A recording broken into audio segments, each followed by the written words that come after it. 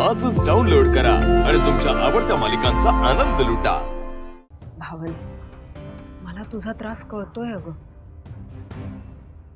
पण आपल्याला हा त्रास का होतो माहितीये तुला? कारण आपण बोलणाऱ्याची तोंड बंद करू शकत नाही। समोरचा जो बोलत राहतो ते फक्त ऐकत राहतो। पण आज एका व्यक्तीने सगळ्यांना सडेतोड उत्तर दिले भावना। हो, सिद्धूने सगळ्यांची तोंड बंद केली। तो काय म्हणाला माहिती? माझी बायको जरी पूजेसाठी आली नसली ना तरी मी तिच्यासाठी पूजा करणार। पत्रकारांनी त्यालाही खूप त्रासदायक प्रश्न विचारले, पण सिद्धूने तेवढ्याच खंबीरपणे आपली मतं मांडली। सगळ्यांना ठणकावून सांगितलं की फक्त भावना मॅडमच मला बायको म्हणून हव्या आहेत आणि या जन्मात नाही तर पुढच्या 7ही जन्मात। मग मी का नाही पूजा करायची? सगळी व्रत वैकल्य उपास तापास फक्त बायकांनीच करायची असतात का? त्याच्या बोलण्याने पुढे कुणाला काय बोलावं हे काही सुचलंच नाही अगं। वहिनी, तू हे सगळं मला का सांगतेस? भावना, माणसाच्या एकंदर वागण्या बोलण्यावरनं त्याची वृत्ती कळते। म्हणजे सिद्धूने आजपर्यंत आपल्याला केलेली मदत, आनंदीशी असलेली त्याची मैत्री, हे सगळं जरी आपण बाजूला ठेवलं ना तरी आज तो जो वागलाय ना त्याचं मला मनापासून कौतुक वाटतंय ग। तू मला काय सुचवू पाहतेस? नाही, मला काही सुचवायचं नाहीये तुला, पण जी सभा झाली आहे ना तेव्हापासून आपण सगळे सिद्धू अपराधी आहे याच नजरेने फक्त बघतोय। पण आज त्याला मी जे पाहिलं, जे मला जाणवलं, या सगळ्यांच्या पलीकडे खूप चांगला माणूस आहे अगं। त्याची चूक झालीये खरी, पण तो मनाने खूप चांगला आहे। हा, त्याची सांगण्याची त्याची पद्धत चुकली, पण त्याचा हेतू खूप चांगला होता। त्याचा हेतू कितीही चांगला असला ना तरी त्याच्या वागण्याने माझ्या मनाला जो त्रास होतोय त्याचं काय? भावना, मान्य आहे मला, पण त्याची जाणीव त्याला कोणी करूनच दिली नसेल तर? हे बघ, त्याच्या मनातलं कुणाला सांगता आलं नाही ना त्याला, म्हणून हे सगळं घडलंय अगं। मला एवढंच सांगायचंय, आपण सगळे ज्या कटुतेने त्याला बघतोय ना, त्याचा विचार करतोय ना, तसा तो खरंच नाहीये अगं।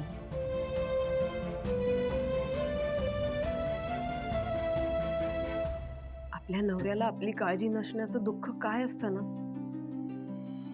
हे मला चांगलंच माहिती आहे। मला आठवतंय, माझी पहिली वटपौर्णिमा होती ना तेव्हा मी अशीच छान साडी नेसून तयार झाले होते। मला असं वाटलं होतं की हे माझं कौतुक करतील, तिथं नाहीच केलं त्यांनी। वर काय म्हणाले माहिती? कशाला अशी साडी नेसलीस चांगली, बाहेर केवढा चिखल झालाय, त्याचे काठ खराब होतील, उद्या परत तू त्याचे पैसे मागशील ड्रायक्लीन करायला। कुठे हे असं वाक्य बोलणारा माझा नवरा आणि कुठे सिद्धू तुझ्यासाठी पूजा करणारा।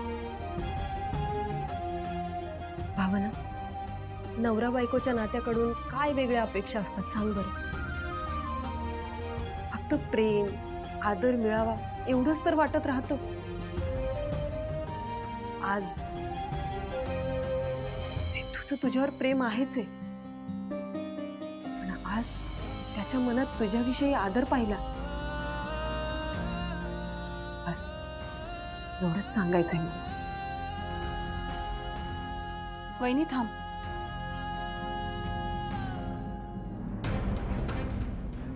नवरा बायकोच्या नात्यात फक्त प्रेम आणि आदर पुरेसा नसतो,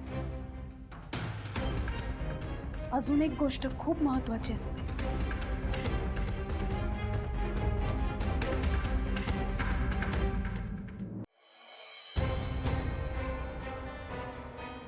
हे काय चाललंय तुमचं?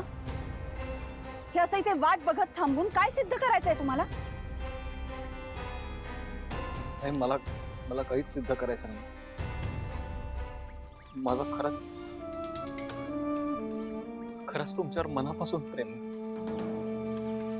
आणि मी तुम्हाला इथून माझ्या घरी नेल्याशिवाय इथून पाऊले हलवणार नाही. प्रेम, आपल्यात आता मैत्रीचं नातंही उरलेलं नाहीये. आणि कोणत्याही नात्यासाठी ना प्रेम आणि आधार लागतो, हो ना? हो ना मॅडम, माझ्या मनात तुमच्याशी प्रचंड प्रेम आणि प्रचंड आधार आहे. चुकताय तुम्ही सिद्धिराज.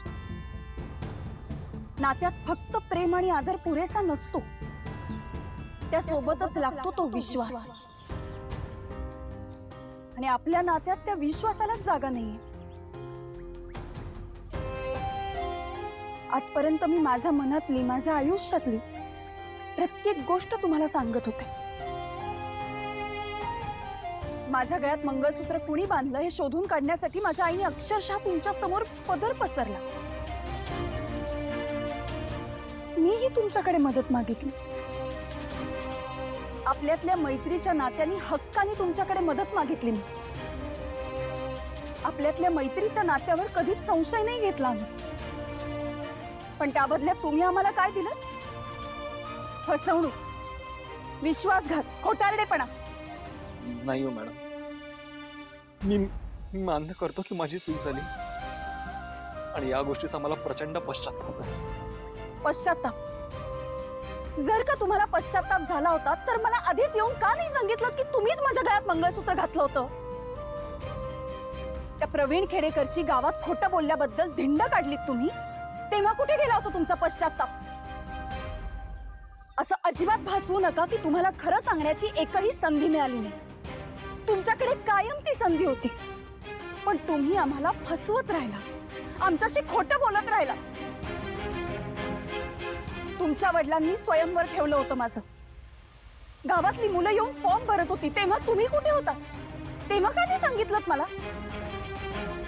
त्यानंतर त्या प्रताप वानखेडेशी कबड्डीची स्पर्धा खेळलात, तेव्हाही तुम्हाला सांगावंसं वाटलं नाही? तेव्हाही तुम्ही खोटं बोललात? बोला ना, कसा विश्वास ठेवायचा तुमच्यावर सिद्धिराज गाडे पाटील?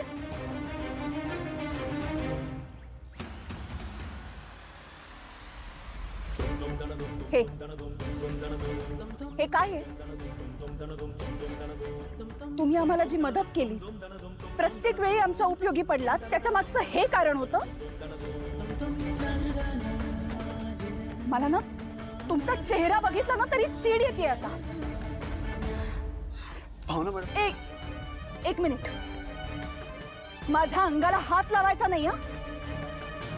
आपल्यात तेवढाही विश्वास उरला नाहीये आता. इथून पुढे मला स्पर्श करायची हिम्मत करू नका. एक वेळ मी तोंडावर पडले तरी चालेल, पण तुमचा स्पर्श नकोय.